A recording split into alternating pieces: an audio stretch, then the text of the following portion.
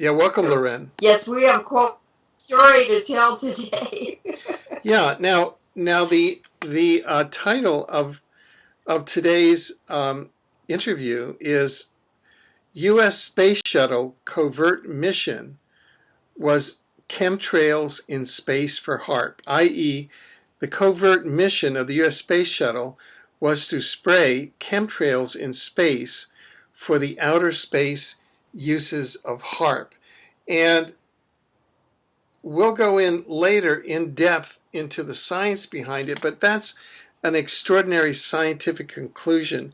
Can you just in one or two or three sentences describe to us how you came to that scientific conclusion? Well, I always wondered what the real mission of the space shuttle was, and I could never figure out what they were really doing up there. I interviewed 3 or 4 astronauts, and they were all working evil intelligence. So I have been looking for a very long time, for 7 years for this link, and I happened to be at a website above Top Secret, which had a 56-page website with images of HAARP facilities, physical facilities taken from space, all over the world, and very little text. But there was one piece of text that I read, and I knew I had the answer to my question. And it was a U.S. Navy press release for Dr. Paul Bernhardt, a Naval Research Lab scientist who had been elected to the IEEE, the International Electronics Engineers Association. And this is on the U.S. Navy official website, so no one can challenge it. But even more puzzling was why they abruptly shut down that very expensive space shuttle program. And so this press release by the U.S. Navy describing what he'd done is all of the HAARP programs. So that's how I covered it. It was just a few days ago. So everyone hear this for the first time. You are the first ones to hear it because we just figured it out. Well, this is kind of, as they say in the legislatures, I'd like to take a point of personal privilege because what the discovery that you have made, which is that the covert mission of the U.S. Space Shuttle program was actually to spray chemtrails in space for HAARP. Your discovery actually has put in perspective for me the last 10 years of my professional activity around a piece of legislation that and a treaty that I actually drafted here in Vancouver, Canada in 2001, and that was introduced into the U.S. Congress in October of 2001 with the bill number H.R. 2977, and it was called the Space Preservation Act. And I'm just going to read from it here very briefly, the text of 2977. We'll include this text in the article. It says, banning such exotic weapon system, this is banning them in space, electronic, psychotronic, or information weapons. 1. Electronic, psychotronic, or information weapons. 2. Chemtrails. This is chemtrails in space. I drafted this based on my own research back in the summer and fall of 2001. This was prior to 9/11, and we forwarded to Kucinich, and he introduced it after 9/11. This is Representative Dennis Kucinich. He introduced it in October of 2001. 2, chemtrails. 3, high-altitude, ultra-low frequency weapon system. That's HAARP. 4, plasma electromagnetic, sonic, or ultrasonic weapons. And 5, laser weapon system. Now, we know now that in the 9/11 catastrophe or false flag operation, the molecular dissociation of the World Trade Center, the Twin Towers, was done by space-based weapons. Namely, what was prohibited under 3, high-altitude, ultra-low-frequency weapon systems, or under 4, plasma, electromagnetic, sonic, or ultrasonic weapons, or 5, laser weapon systems. The reason why we think it was 3, that is what the bill I wrote prohibited, namely high-altitude, ultra-low-frequency weapon systems, was that you have chemtrails in here, so that the fact that they were spraying chemtrails in space means that they were using HAARP in space, and could very well have used it in the 9/11. Let me just read something that confirms that directly from Sure. the news release. Okay. Sure. This is from that Navy press release from 2006. Dr. Bernhardt, quote, Dr. Bernhardt has conducted 8 experiments from 1985 to the present, which was 2006, using the Space Shuttle Orbital Maneuver Subsystem engines to modify the ionosphere with high-speed exhaust injections into the upper atmosphere. The results of these dedicated engine burns have been recorded using the VHF and UHF at Arecibo, Puerto Rico, Kwajalein, Marshall Islands, Millstone Hill, Massachusetts, and Jicamarca, Peru. Currently, Dr. Bernhardt is the principal investigator for the Charged Aerosol Release Experiment, CARE, C-A-R program, designed to study the scattering of radon from electrons in the vicinity of charged particles that form artificial dusty plasmas. So there you have it, confirmation by the Navy that you were absolutely correct. Yeah, and I was absolutely correct just prior to 9/11. We forwarded that bill to Kucinich, Representative Kucinich, to introduce 2977, H.R. 2977.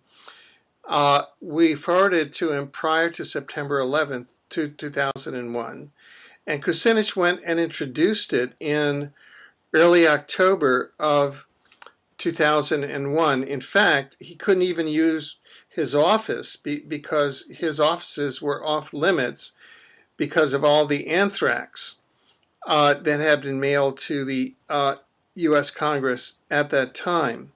So he introduced the bill which banned chemtrails and HAARP in space, which they had just used, the U.S.,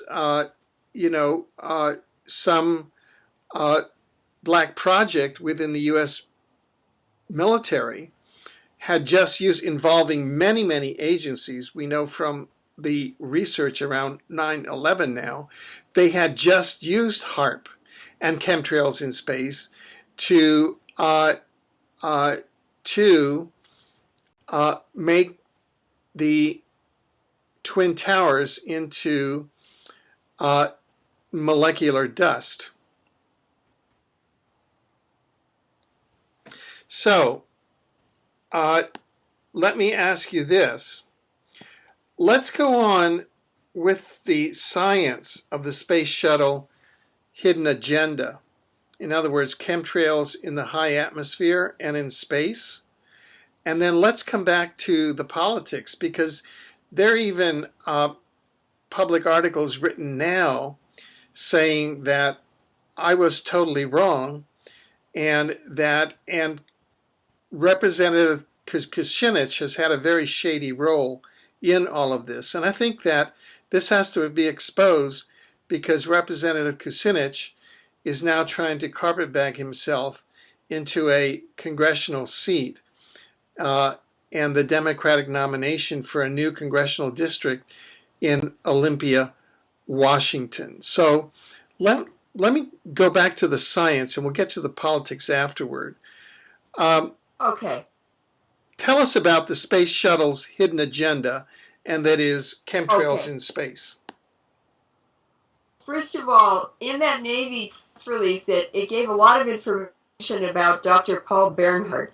And these press releases and special awards, newsletters, and things like that are how institutions and scientists like to blow their own horn and try to get more funding for what they're doing by talking about how great they are, what great discoveries they've made. So I discovered from this press release that Dr. Paul A. Bernhardt had been affiliated for his higher education with the University of California at Santa Barbara and Stanford University, where he got his bachelor's, master's degree. He's also a fellow of IEEE and IEEE, the International Electronics and Electrical Engineers Organization. It's huge and it's global. And they very, very, very involved with the development of HAARP, and they actually published a journal with a lot of the research papers on the development of HAARP and mind control and the HAARP applications. It is available. He's also a member of the American Geophysical Union, AGU, which was essential and essential partner with IEEE in developing HAARP, providing a scientific forum for the scientists to exchange their ideas and research. This is HAARP, basically the biggest big science project that's ever been conducted. The Manhattan Project, I would say, is when big science started. This is the certainly the intricate, well-funded, complex, and global project to develop a weapon of mass destruction that has ever been undertaken.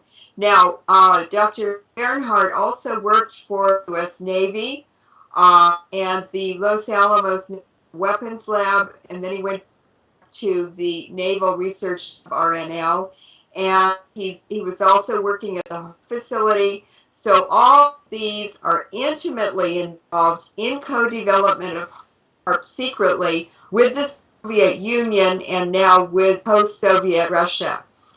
And in the U.S. Navy press release, I'd like to quote, Dr. Bernhardt used the power HF facility near Arecibo, Mexico, and Nizhny Novgorod in Russia from 1995 to 1999, that's 15 years almost, to observe mid-latitude artificial plasmas that illuminated natural irregularities in the ionosphere. So this is tied to Russia on top of all the other institutions involved with the development of HAARP. And most people don't know that UC Berkeley, Stanford University, we know probably UC Santa Barbara, and Livermore Lab. I know UCLA was involved in the mind control application. So California and Russia are really where HAARP was born. So this press release really exposed a lot, all of it, the the development, the use of space shuttle to inject the aerosols into the ionosphere, and then the different radar facilities they used, and the type of radar to create these plasmas. They were observing natural plasmas and artificially created plasmas. So I think that's pretty much the best verification we could ever get is from the U.S. Navy themselves. In fact, the whole space program is U.S. Navy.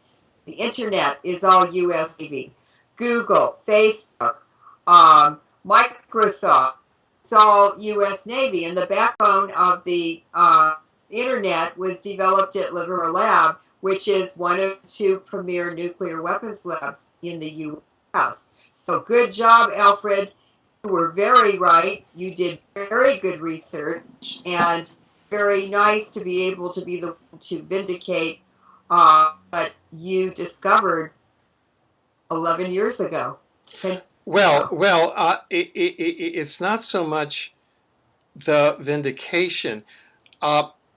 It's that if that bill had gone through, we would not have had the China earthquake. We would not have had the Myanmar cyclone, in which 150,000 people were killed. We would not have had the 2008 China earthquake with 80,000 people killed. We would have not had the 2010 Haiti earthquake with 200,000 people killed.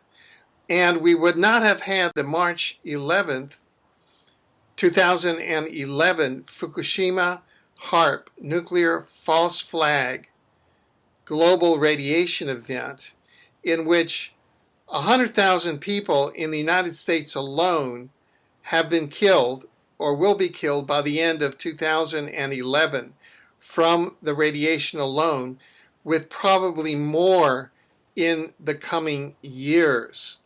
So before we go into the political analysis, I want to make sure that you've covered all of the science and that you feel that you've communicated to our audience why it is that you feel that the covert mission of the U.S. Space Shuttle, which now has suddenly been discontinued, was really to spray chemtrails in space.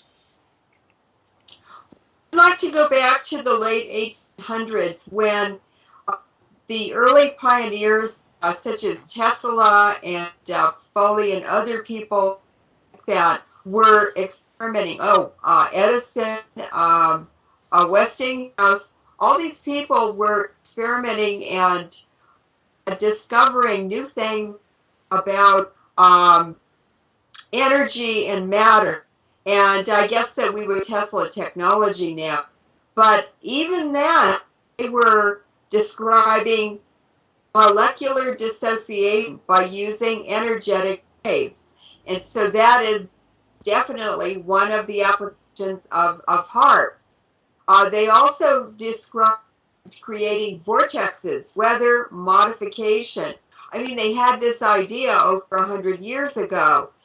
And not Tesla described, but he did cause earthquakes using waveforms. In fact, he had one in the thing where his laboratory was, and it started shaking other buildings, and it was only the size of maybe a telephone. And he suddenly realized he was going to shake his building apart. It would collapse around him.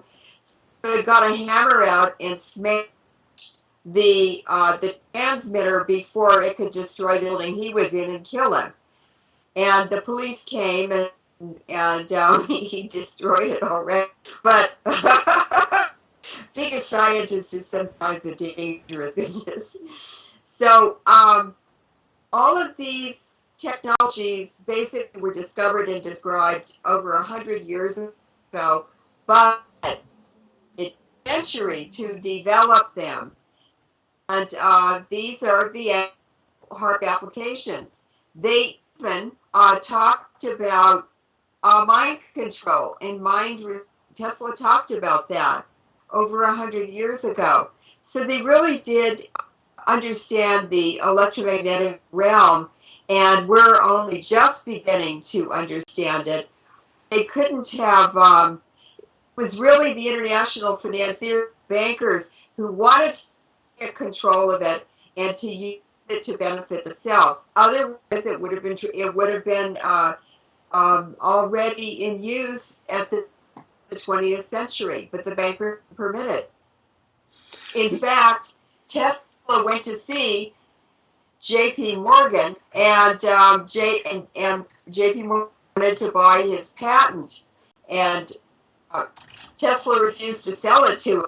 And so when Tesla arrived back at his laboratory, it was burned to the ground right within half an hour meeting with J.P. Morgan. Right. Now, why is it, as a scientist who has been studying the weapons applications of HAARP, do you believe that they would want chemtrails in space? I mean, what is the function of those chemtrails? Oh, well, the ionosphere is very far from the surface of the Earth, and people, I mean, just basically didn't know anything about the atmosphere until they could fly and put satellites up and send the space shuttle up, and the nuclear bomb tests were a way to study the ionosphere. What they were really studying was the behavior of the Earth's magnetic field. And the Van Allen belts are the charge line between from pole to pole of the Earth's magnetic field, which is inside the Earth in the core and inner core. There's a solid inner core and a outer core. They rotate at different speeds, and they or generate an electrical field. And that's why we have a magnetic field and also gravity on Earth, and also why plate tectonics. It's because we have a hot area of the Earth. They basically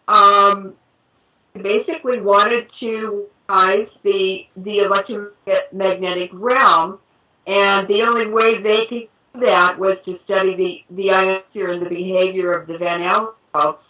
And so there was a scientist at Leuren Moret lab, 50s and 60s, named Christopoulos, and Dr. Christopoulos proposed the nuclear weapons atmospheric testing program, a way to inject highly charged particles into the Van Allen belt and study their behavior, observe them from satellites or others.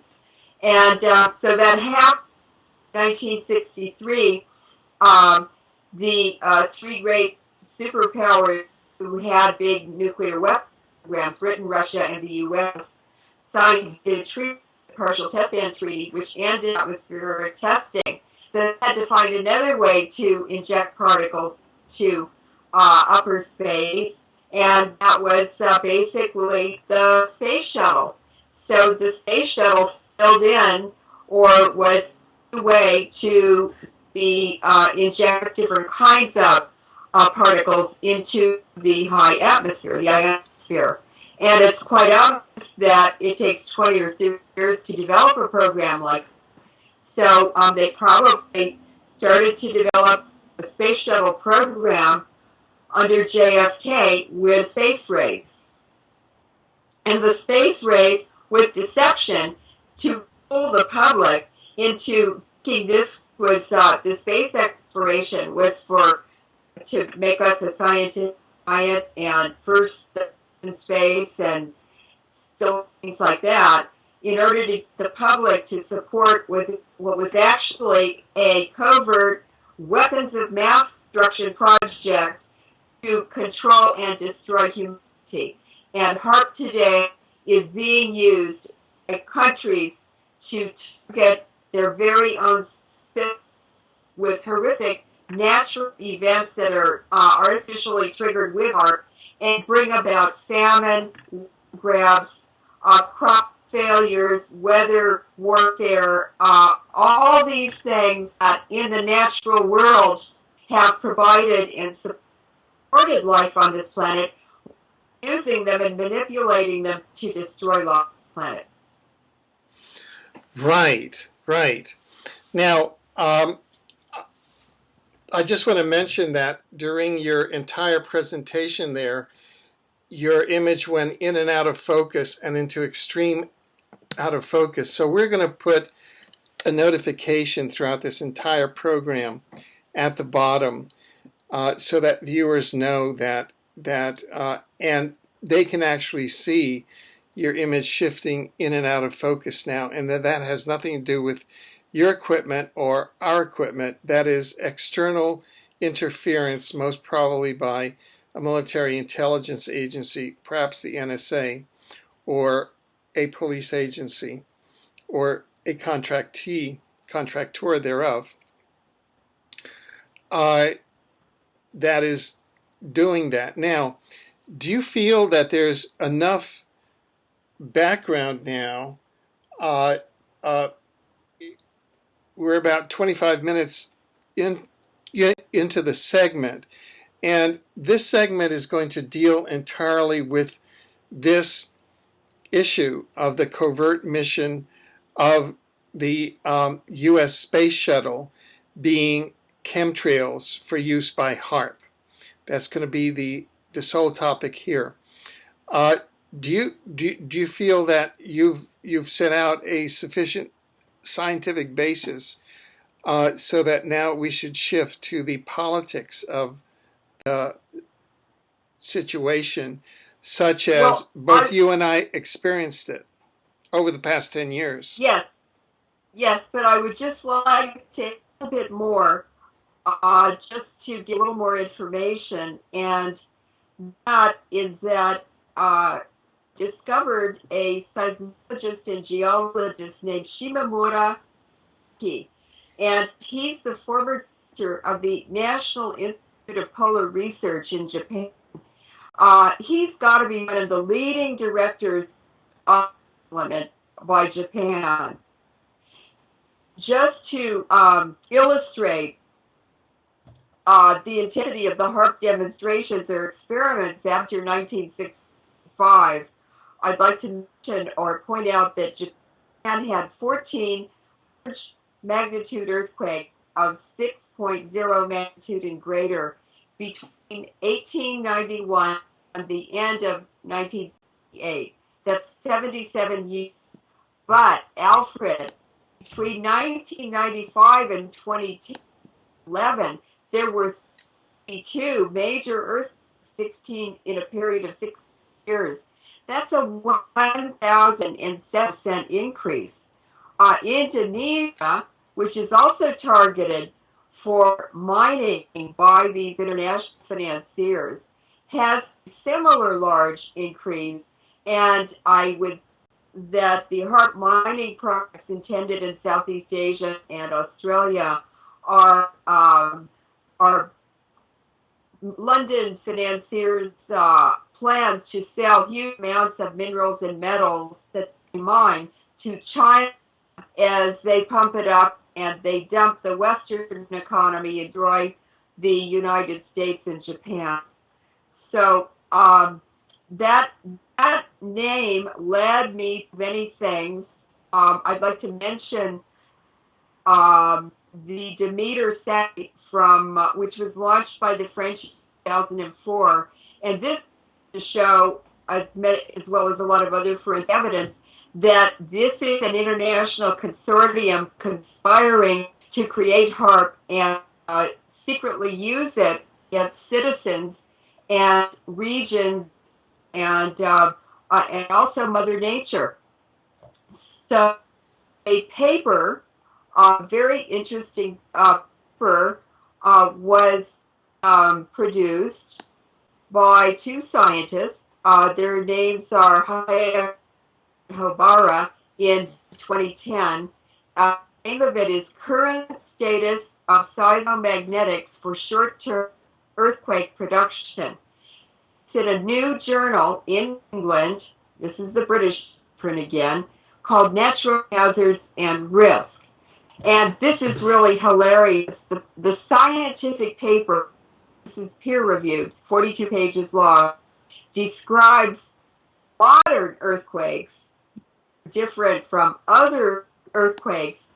These modern earthquakes with transmitted UL frequency have detected this frequency can be detected up to 12 days before the quake. And then and of course they are artificially transmitted from HAARP facilities.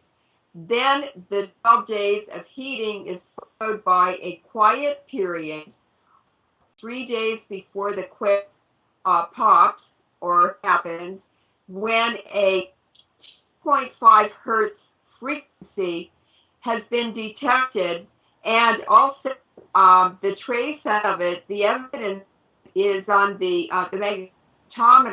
magnetometers at HAARP facilities, showing which magnetometer in which HAARP facility that signal which causes it was actually transmitted from. And then the paper describes a third phase of these modern earthquakes, and that's the after period, which has multiple aftershocks and other phenomena. So this field is emergent seismology. It exactly coincides with the exponential escalation of large magnitude earthquakes globally since about 1965. And I would like to also mention the International Geophysical Year, IGY, in the 1950s, and that was a signal for new research and funding in geoscience, which became the basic research necessary for the HAARP applications. And there are 12 patents, by the way, which ARC owned, oil company. The American Geophysical Union, AGU, that I mentioned earlier, was revamped, well-funded in the early 1950s as well, to provide the science forum for development under the cover. Always they've got a cover story of research for pure science. But you don't get lots of money in pure science to do research unless it's got a military or financial fit to it. Now, in 2004, the French launched a special satellite called Demeter, which was to monitor these modern earthquakes or HAARP earthquakes. And this new field called seismoelectromagnetics claims, or is trying to prove their hypothesis, is that there is a lithosphere at this under a coupling, so that the lithosphere or the crust and the plates of the Earth are connected some way to the atmosphere and to the ionosphere, which is much higher. And so they think now that with this new field, they can actually learn to predict earthquakes, which is hilarious since they're actually triggering them. The new satellite that was launched is named Demeter, and it is dedicated simply to monitoring the ULF signature on earthquakes. Now, Demeter is a Greek goddess, the harvest, grains, fertility of the earth, and the seasons. And Demeter is also the goddess of poppies. We know very well the economy, the real economy of the world is hidden. It's 5 times greater than the global economy that we know, is based on dope. It's heroin and drugs. And it's by an international network that goes all the way back to the crusade called Dope Incorporated. So this paper also gave an inventory of modern earthquakes post-1965 with the ULF anomaly, and that would be the covert earthquake. In other words, Japan triggered it itself. The TAC earthquake in Armenia is probably Russia. Prieta in the U.S., was probably U.S., and 3 in Japan called Izu, Kagoshima, and Iwate that were probably related to setting up the Great Tohoku earthquake that destroyed the Fukushima power plant. And there were other contemporaneous earthquakes of the ULF anomaly identified in this paper, and that would be the Northridge U.S. earthquake, the Okushiri, and earthquakes in Japan. So one can only conclude from data presented in this paper, Alfred, countries are triggering HAARP earthquakes, causing enormous environmental disasters used against their own citizens. It's absolutely so obvious. And the discovery that the space shuttle, the real mission was to trails in the ionosphere, is another piece of forensic evidence that proves this is another WMD project, the greatest weapon of mass destruction ever developed in the world. Right, and we're going to continue now with all of the science, but at the end we're going to show that this could only go forward in a democracy with the connivance of even members of Congress to covertly defeat legislation that was aimed at banning this, making it public, and stopping this. So I thought, yeah. Go ahead. Yeah, no. I mean that's and that piece of legislation, which was introduced into the U.S. Congress in October of 2001, was H.R. 2977, the Space Preservation Act, one of whose salient provisions was to ban the use of chemtrails in space and to ban the use of HAARP, including its space-based components. And only through the connivance of legislators like U.S. Congressman Dennis Kucinich, who basically threw this bill under the bus, have we had the last decade of catastrophes from HAARP, not the least of which is Fukushima, which is a global radiation and depopulation event. Okay, let's get to that again at the end of the program, but let's continue with the person you call Daddy HAARP. Okay, Japan Daddy HAARP is Shimamura Hideki, as I mentioned, the former director of the National Institute of Polar Research. And the Russians have been doing polar research since 1898. They sent a ship to the Arctic in 1898. That was the first scientific expedition. In the 1930s, they had established permanent, manned, all the year round scientific observatories or scientific stations collecting data in the Arctic, and they were put on ice floes at the Pacific end of the Arctic Ocean where the ice calves off the continent. And they were big enough to land planes because supplies and so forth be flown in to sustain the 12-month operations. And so the U.S. didn't have ice stations until about 1955. Then they were collaborating and cooperating with the Soviets because they had to co-develop it. Pretend enemies anyway. So by searching Hideki's name, I with a cornucopia, an immense discovery of new evidence on HAARP development, and it came from programs for global conferences he'd attended, HAARP site newsletters, extensive lists of scientists and their papers, and the Japanese are very, very prominent. They are one of the major global players in the development of HAARP, but it's because they're so technologically advanced. The HAARP site newsletters were very interesting, and the list of scientists, funding sources, joint cooperation by the international community. For instance, Japan not only has HAARP facilities in Japan, but they have a magnetometer in Alaska at Gakona. They're a partner in the Tromsø, Norway HAARP facility, and they have been building HAARP stations all over Indonesia and then training the Indonesians in Japan on how to run them.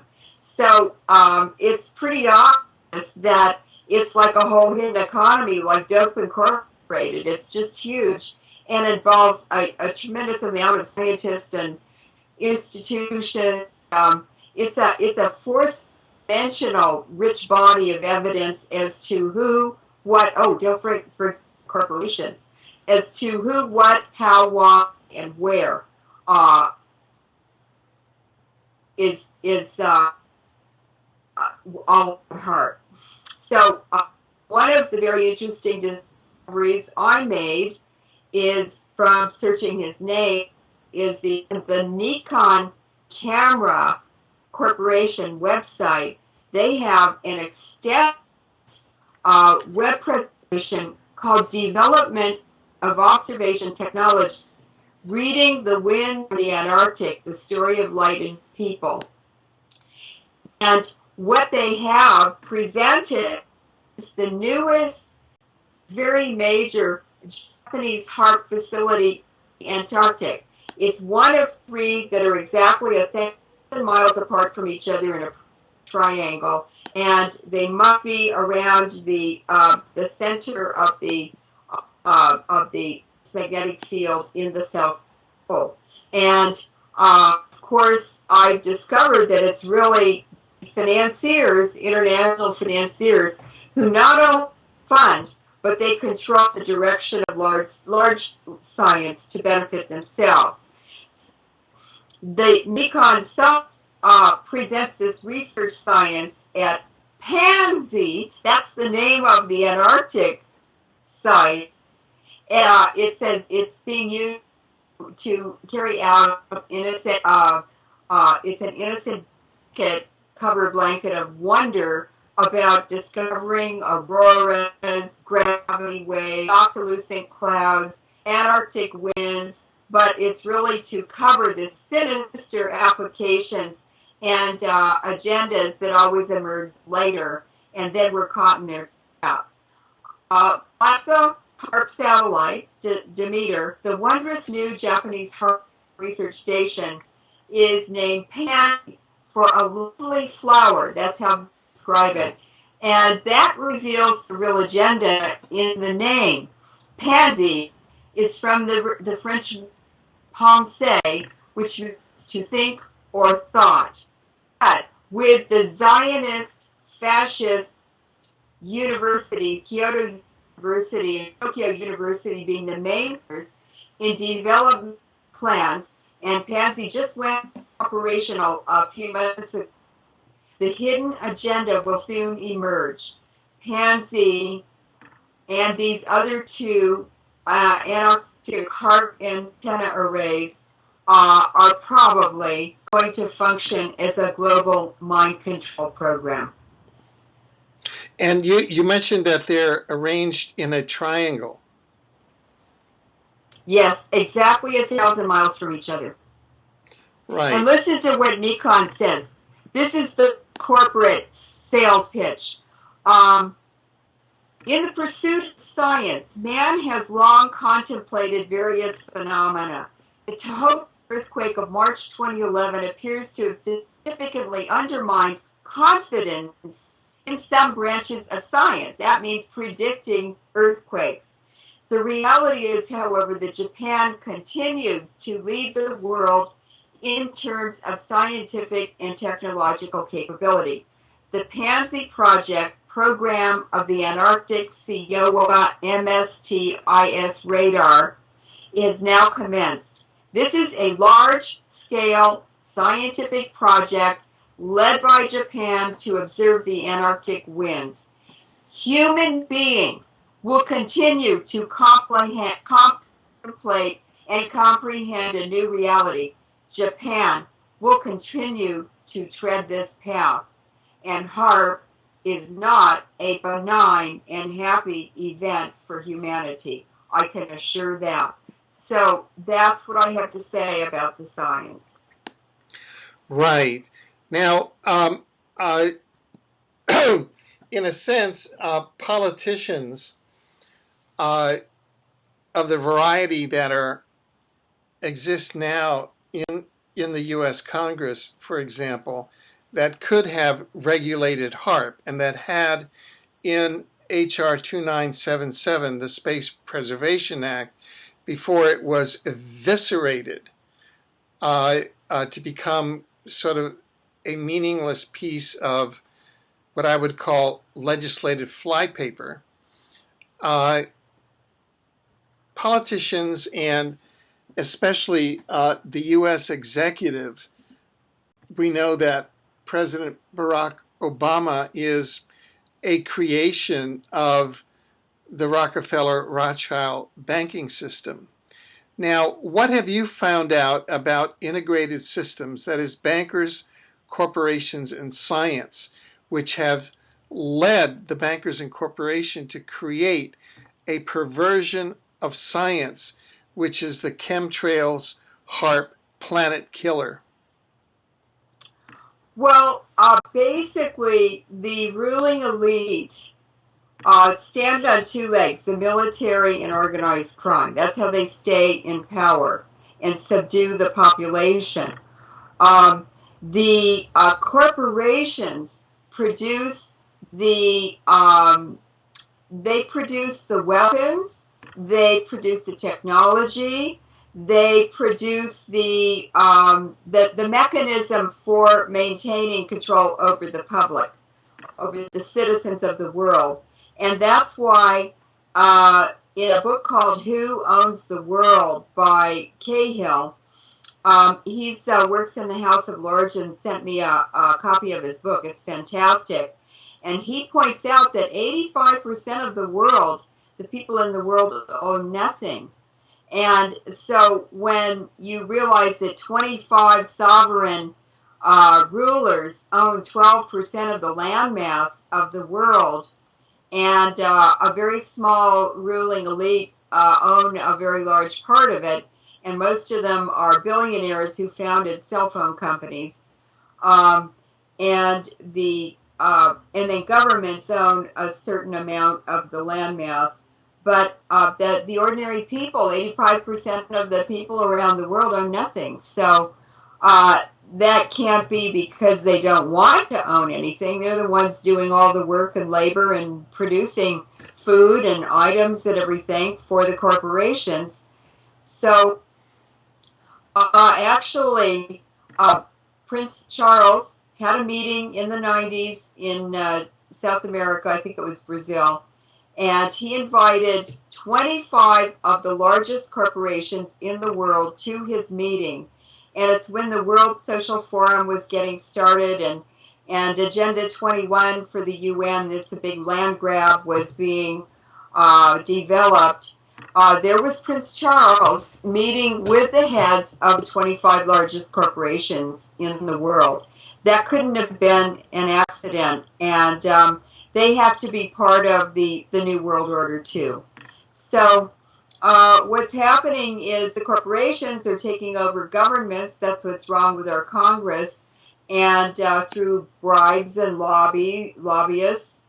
And we really are losing our governments. They're being undermined and just sort of dismantled right before our very eyes.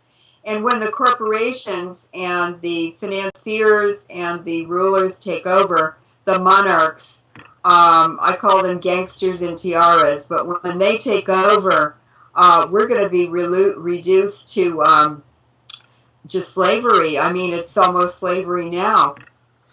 Yeah, well, it is slavery in a lot of forms. There's, in fact, a law now which has been in a Supreme Court ruling which gives corporations the same attributes of a person as a natural people, such as you and I, that are protected by the First Amendment.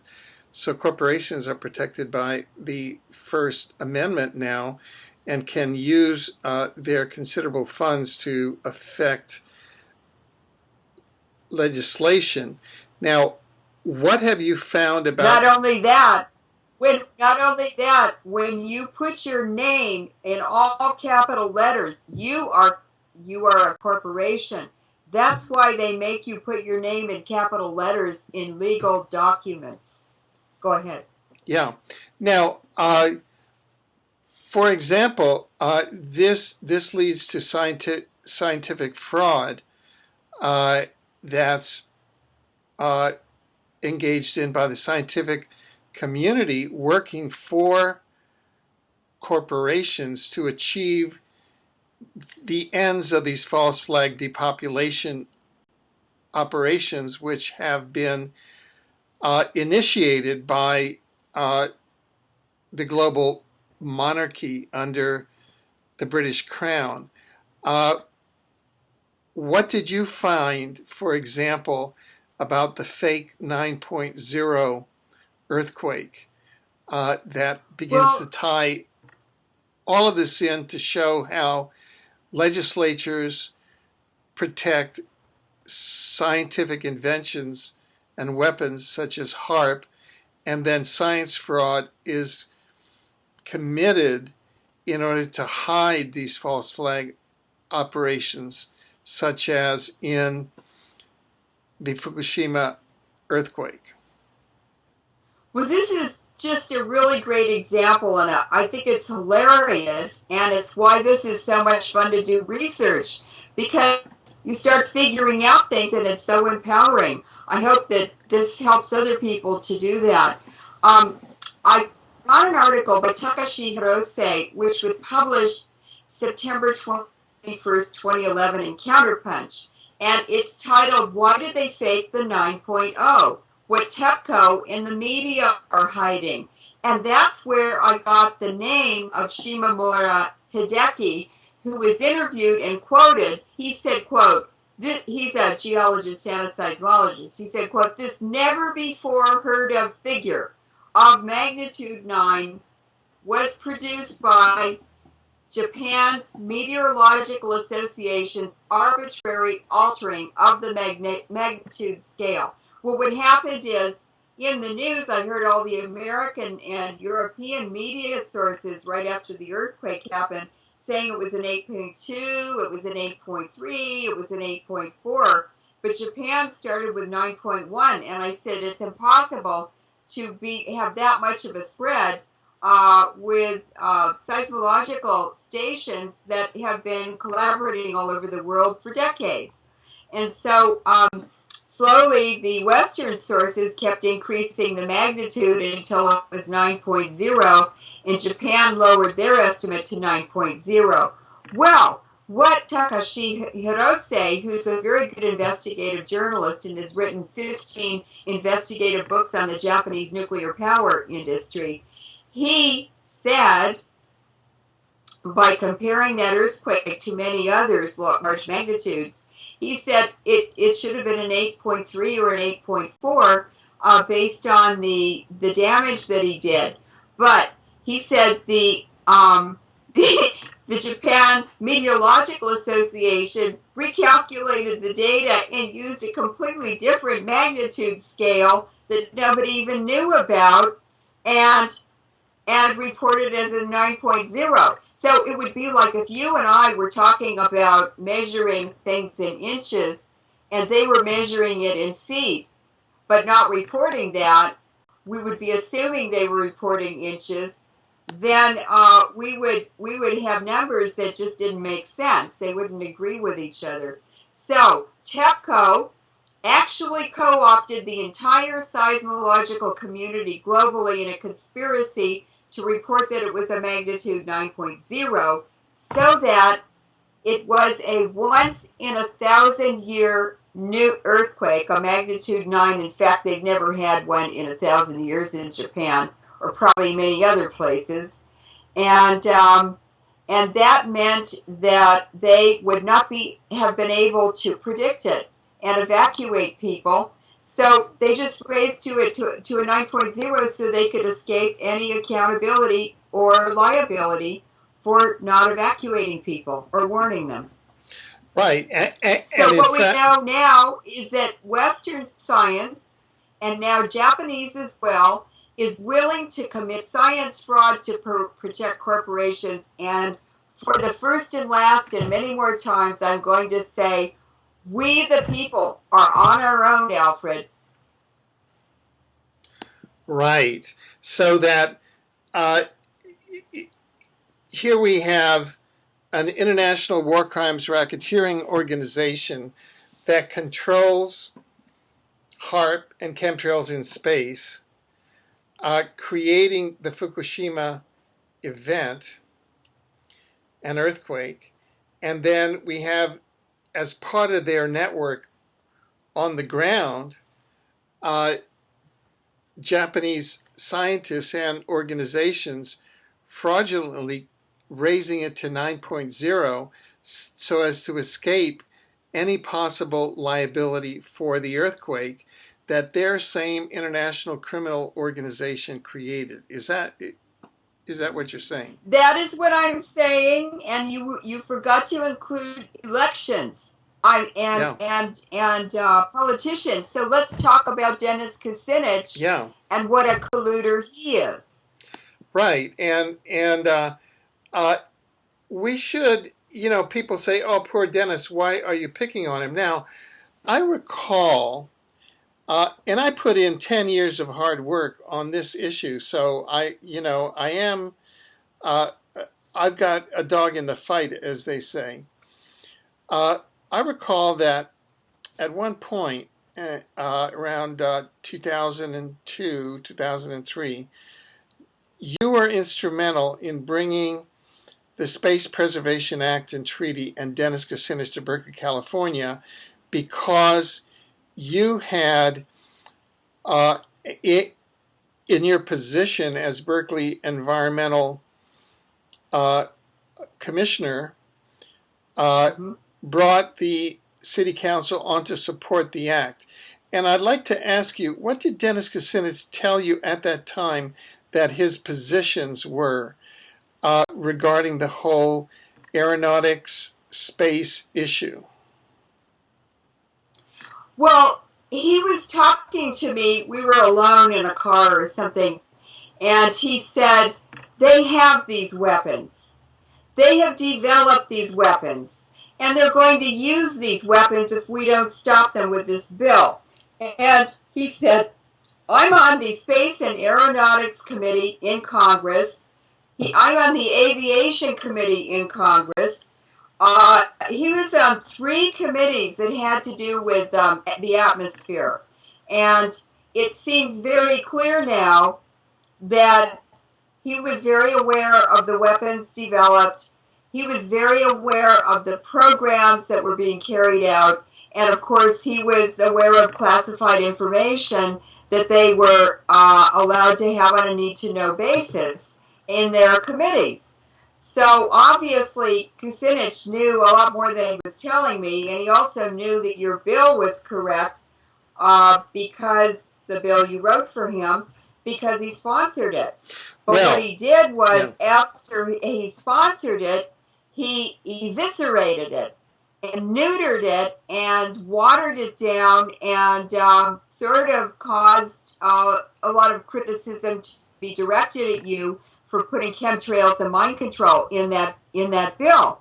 But you have to look at his later behavior, how he just turned over his constituency, like dumping a basket of apples in Senator Kerry's lap when he withdrew from the presidential race and handed it his efforts to Kerry. But then Kerry dumped the whole all the Democrats into Bush's lap. So it just seems like this is a big game. Yeah. Kerry and Bush were our fellow Skull and Bones people. They're Skull and Bonesmen. Bonesmen. Yeah. Yeah. So now back to Kucinich. When Kucinich went to Berkeley, to the Berkeley City Council, he had already neutered that bill and taken chemtrails and HAARP out of it. Now, I've Yes. consulted with a lot of chemtrails experts who continually, during that period, tried to get appointments with Kucinich's office to meet with him to talk about chemtrails because that was his job. He was on those committees and they could never get appointments. So, doesn't it seem to you that Kucinich was fronting for the weapons industry here? Well, Yeah. I would say higher than that. He's a gatekeeper, and from his collaboration with Kerry, collusion with Kerry to betray the Democrats in the year that Bush was elected, I would say that he is an agent for the New World Order. Kerry might be his handler, but basically he's working for the international financiers. Just as Stephen Chu, Secretary of Energy, Dr. Stephen Cooney, Undersecretary of Energy, and Obama himself, who got money for his election to run for president from the Crown. So, all roads lead to London. Every single HAARP antenna leads to Aberystwyth in Wales. It looks like a spider web that ends up, the body of the spider is in England. So obviously, HAARP is for the international financiers, the City of London, and perhaps some of Wall Street. But I think the impact of radiation on the United States, on North America, on Japan, on the Western economy is going to be that it's completely destroyed. And the international financiers, pump and dump is their whole game. That's how they make their profits. And they're dumping the Western economy and they're pumping China now. And the larger Asian colony, the larger Asian economy. Okay, now let me. The big question. Yeah. The big question is the big mining project, which was initiated or announced with the HAARP earthquake demo that destroyed Haiti. Who will be buying the minerals that are mined in the Caribbean? Is it South America, or will it be for China as well? That's just a passing thought, but go ahead with your thoughts. Yeah. I'd like to read from you from a recent article entitled Kucinich, Chemtrails, and HR 2977 to show that this issue is still being pushed by the intelligence agencies. Now, the person who wrote this is, I would say, a friend of the weapons industry. And it starts out, one of the more pervasive myths regarding chemtrails is that Dennis Kucinich tried to have them banned by an act of Congress, but was pressured by the government to remove the mention of chemtrails. So what happened? In a nutshell, Kucinich did not write the bill. And the focus of the bill has nothing to do with chemtrails. The bill listed, quote, a bunch of weird weapons, including mind control, tectonic weapons, and very briefly, chemtrails. And then it mentions the elements that I included in there having to do with what you have now demonstrated by the forensic evidence was the purpose of the shuttle, the actual purpose of the shuttle, and the reason what they built it was to be able to spray chemtrails in space. Namely, it banned the HR 2977, the Space Preservation Act that I wrote, banned electronic or psychotronic or information weapons, chemtrails, high-altitude, ultra-low frequency weapons and systems, HAARP, plasma, electromagnetic, sonic, and ultra weapons, laser weapon systems, strategic theater, tactical, or extraterrestrial weapons, and chemtrail, biological, environmental, climate, or tectonic weapons in space. And then this article... And that is the finest piece of legislation I've ever read, Alfred. It's excellent. I'm sorry to interrupt you. Yeah. And then it goes on. Who wrote this bill? The original language of the bill was actually created by Alfred Weber. And this is from Weber's website.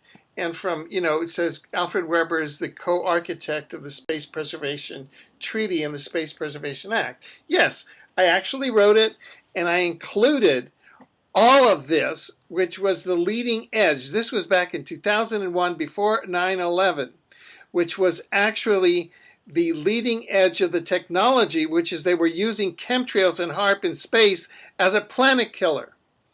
And this... It's called drag racing in the ionosphere. Yeah. It's drag racing. Right. So that this, and then it says, Weber's, one of the authors of the bill, has now moved beyond this to time travel and support a rather extreme claim that the CIA predicted presidential election by using time travel to identify George W. Bush, his father George H. Bush, and Barack Obama, all of whom were pre-identified by DARPA time travel and briefed in a secret program. That's why we have warmongering presidents like Barack Obama, George W. Bush, and George H.W. Bush, because the presidency has been co-opted by the DARPA time travel program. And foreshadowing. Foreshadowing is another name for that technology. Yeah, and then he goes on to say to even bring in the DARPA time travel witness and whistleblower and my colleague Andrew D. Bashago. Andrew Bashago revealed that Project Pegasus was able to identify Jimmy Carter, who was then governor of Georgia, because my book, Exopolitics, had been taken to the past. Well, look, it seems to me that this article, which seems to be one of those Intel PSYOPs articles, is really saying that Alfred Weber and his revelations and his forward thinking in drafting this bill and putting it to Kucinich before it was eviscerated, was actually introduced, is actually correct. Because we have now evidence that they were spraying chemtrails in space, and that's why we had the whole decade from 2001, from 9/11, I put in the bill before 9/11, through the present day with this carnage, which has culminated in Fukushima. Secondly, we now have independent testimony from 4 independent whistleblowers that there was the secret time travel program and teleportation program. So it seems to me that through this article, which was actually written once you and I, Leuren, started doing our programs on HAARP, it was written at that time, and exposing HAARP, that they're really saying that all of this is actually correct. What's your reaction to all of this? Right on. I think you and I were both correct. And, truth is the daughter of time. We just had to wait. Right. And now we've waited long enough. Okay. Now, let me bring back to... But that's because if you do science-based investigation and you stick to science-based investigation, they're going to attack the person, you and me, but they can't attack the information, and they can't hide it forever either. And we've uncovered them.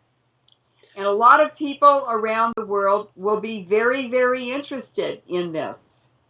Okay, especially Europeans. yeah, just as a finale to this program, I'm going to read from two headlined articles on the Jeff Rense website by Lauren Kramer.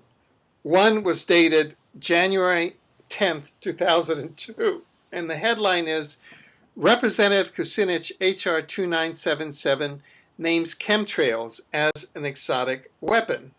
And that was the chemtrails in space. And that went exactly from my little old computer. I had a $300 computer. I bought it used up here in Vancouver, and I drafted the bill and the act and went straight into Kucinich's office and was introduced on October 2nd. So today is the anniversary. Today is the 10th anniversary of the introduction of H.R. 2977 into the Congress. October 2nd, 2001, Congressman Dennis Kucinich, Ohio, introduced H.R. 2977 during the first session of the 107th Congress of the United States. And they list the bill there and all of the sections. And a number of organizations, including Chemtrail Tracking USA, Chemtrail Central, place this on their website. Let me fast forward. And what happened from that moment was this, was that bill was introduced, and then it made the world headlines, not only on Rense, but throughout the entire alternative media and the entire progressive community throughout the world, that chemtrails and HAARP were in there, and not wrongly, but rightly, because they were using the U.S. Space Shuttle program as the delivery system for chemtrails in space. And then there was... And Kucinich knew it. Yeah, and Kucinich knew it. As a member of the committees, the aerospace committees, whose job it was to look into this, knew that.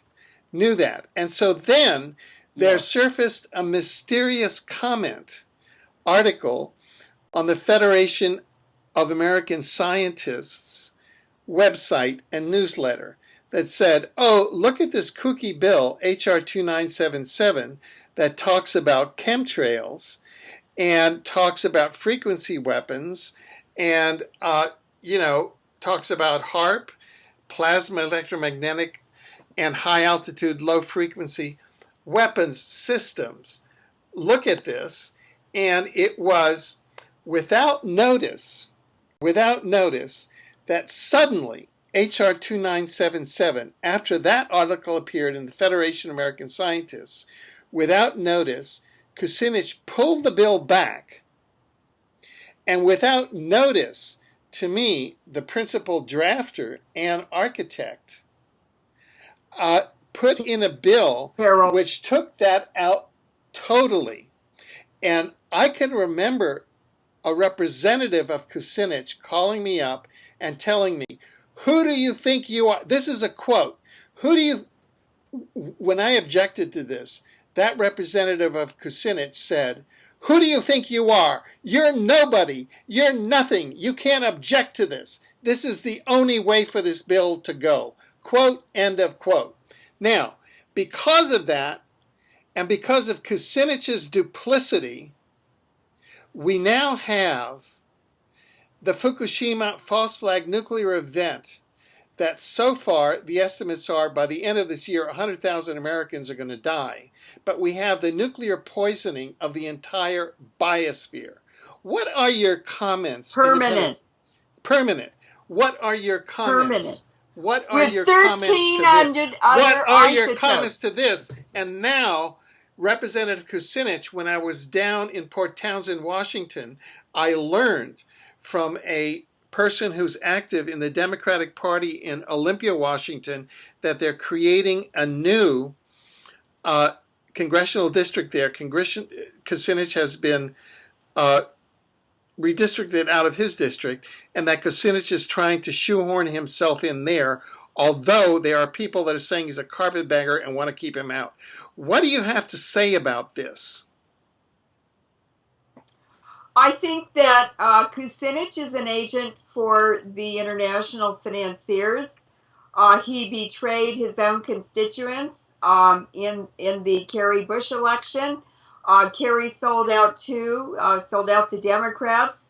And I don't think we have a two-party system. I don't even think we have elections. We have selections. And the selections are made before we even get to vote.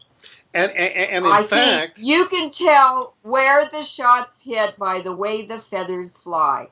And I think that your bill, I think you were spot on with everything that you put in that. And there's been nothing but dissonance and chaos and flack in the air since that bill came out, because you were right. And in fact, to prove it science-based. Yeah, and in fact, the former producer of Exopolitics Radio was appointed the campaign manager for the Southwest for the 2008 Kucinich campaign. And he told me that Kucinich's wife, who is British, came in and fired all of the long time, going back, to the earlier campaign, all of the long-time American volunteers in the campaign, and brought in people from Britain. And then, in the midst of all of this, had Kucinich speak to the British House of Commons. Is that not prima facie evidence of there being British Crown agents? What we need to figure out now is why they're chess moving him, just like they chess moved Stephen Chu to the Lawrence Berkeley lab. Why are they moving Kucinich to Washington State to actually Port Townsend? That area is near the biggest naval base on the West Coast. In Olympia, Washington, the capital of Washington, is where the new district is. Olympia, Washington. Olympia.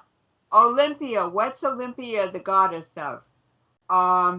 This is a New World Order move. He's working for the London financiers. Yeah. Good. They're moving him there. Well, look, I really want to express my personal thanks to you, because in early 2001, I drafted this piece of legislation.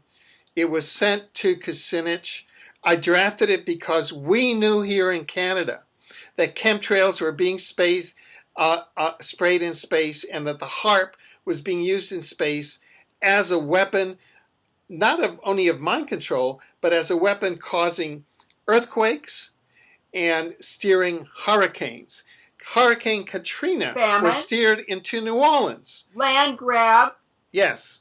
And we knew that land grabs, famine. Yeah. And we knew that in 2001.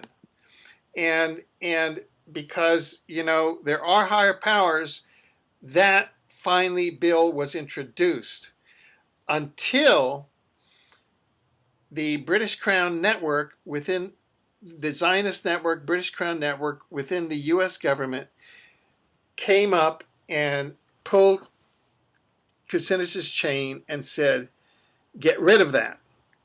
And that was 10 years ago. Do you mean the Zionist Anglo-American permanent war crimes racketeering syndicate? Is that what you're referring to? Yes, and that is a syndicate that has operated HAARP, and that is now has culminated in the Fukushima nuclear false flag that you've just documented is a horrific radiation event. I just want to thank you for bringing to public light the proof that 10 years ago the United States could have stopped 9/11, could have stopped a whole decade of Katrinas, of earthquakes that killed 500,000 people, and now of the final Fukushima event that is poisoning the entire biosphere and the entire human race and all living things. Thank you for bringing that into life.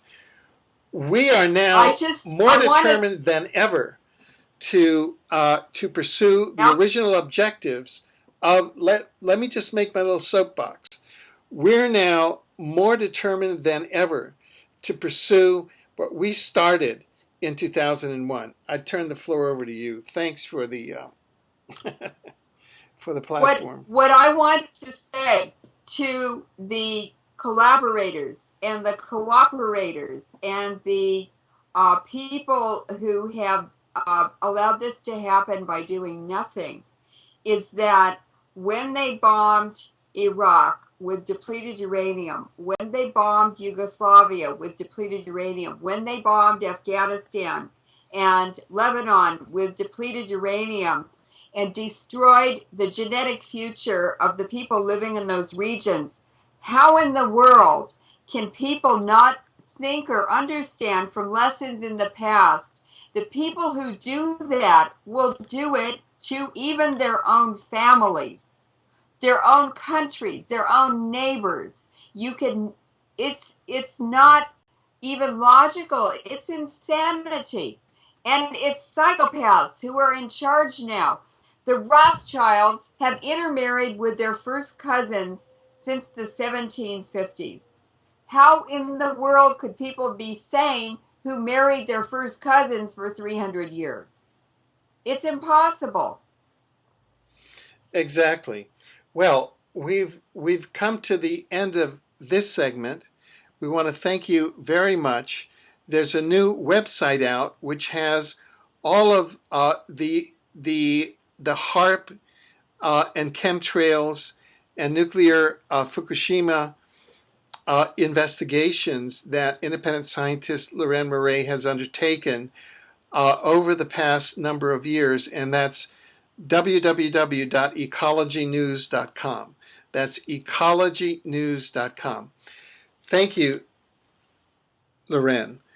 We've been with independent scientist Leuren Moret. Yeah. I just want to thank you for making me so naughty.